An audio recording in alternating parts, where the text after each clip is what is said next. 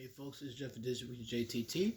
I'm going to listen along to Kim Porter's book, chapter 12, and this has been one. It's like going down the world's ugliest rabbit hole, and it's not getting any prettier. It's getting more twisted, more dark. Okay, let me see what this one says here. Hopefully, this is going to be not too brutal. Chapter 12, A Mama's Love. The calamity that ensued behind the death of Biggie shook the East Coast. It rocked me as well. Sean could have stopped it. He was complicit in it. He was a contributor. He knew it was going to happen and didn't stop it. It was his friend. No, they were not nearly as close as Sean would have the public believe, but still. As far as Sean was concerned, we were great to the public. We were just having an on-again, off-again relationship of a normal couple. And I probably just seemed like a money-hungry hoe. But the truth is, I just got used to not having a choice. Today, I recognize it for what it was. Stockholm Syndrome.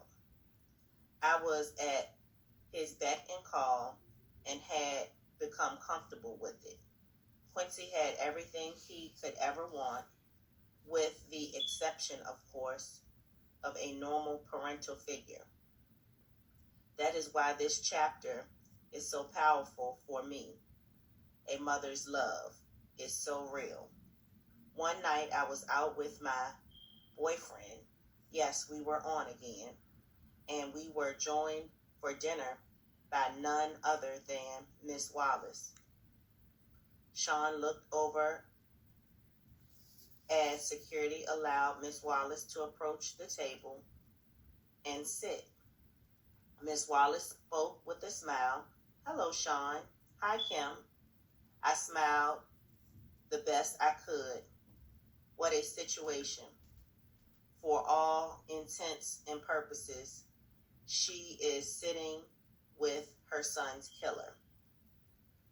I hope my voice didn't betray my feelings as I said, "Hi, Miss Wallace." Sean smiled also as he said, "Hello, Miss Wallace. What can I do for you?"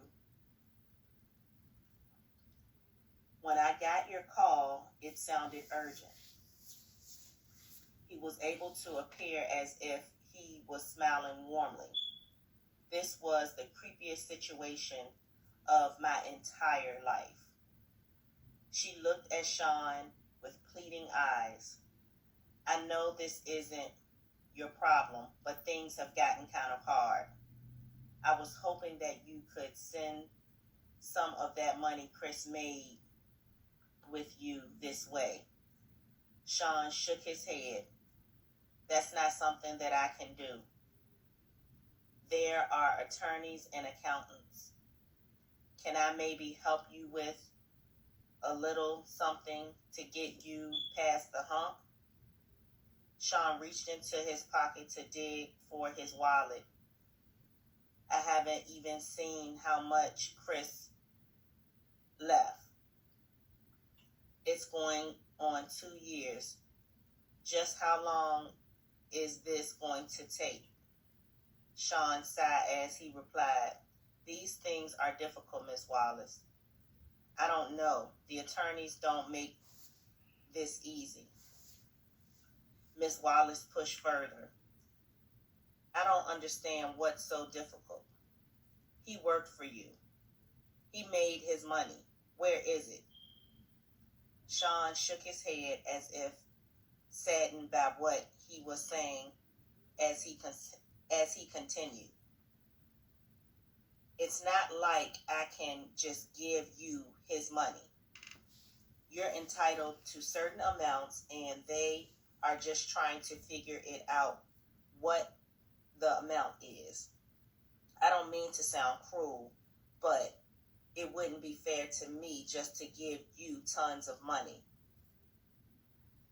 You got rich off of my son, and now you're keeping all of his money.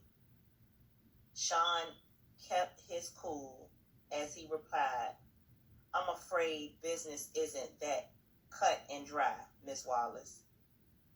I paid for publishing, publicity. I mean, in all actuality, if I'm going to be straightforward, Miss Wallace, Chris probably owed me money. I wouldn't know until it's all worked out. The anger in Miss Wallace's voice barely overshadowed the pain, or perhaps it magnified it as she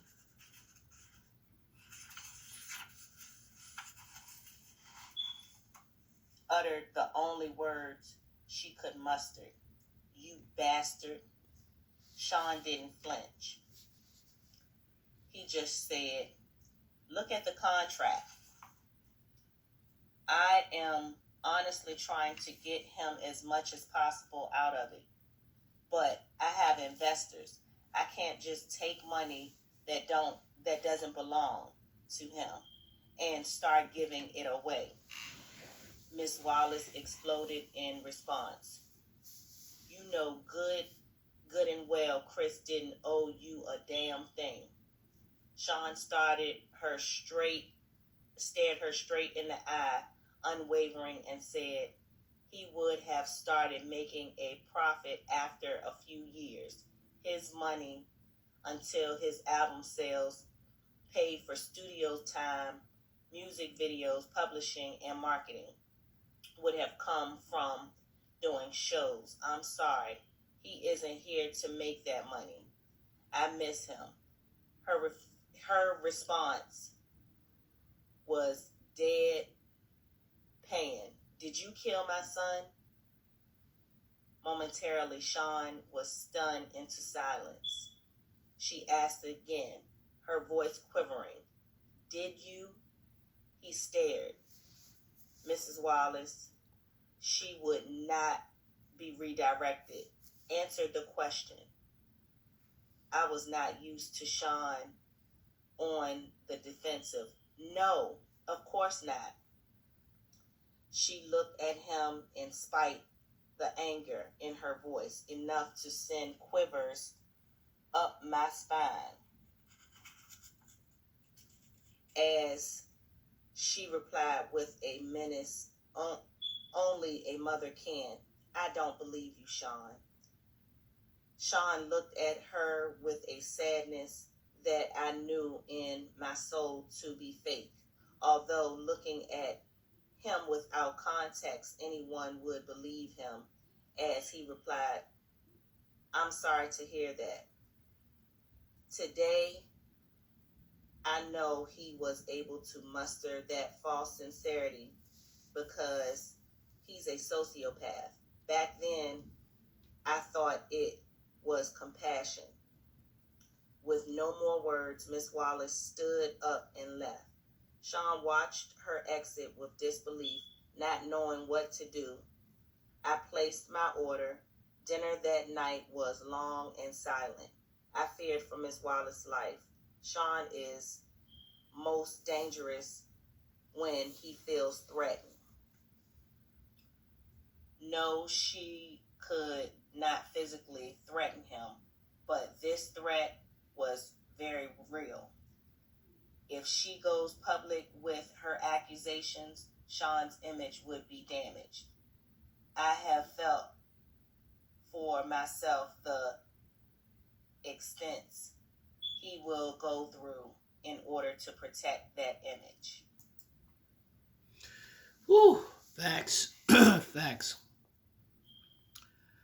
Wallace, or Biggie's mom, she sensed that Sean Combs was hoarding all of her son's money.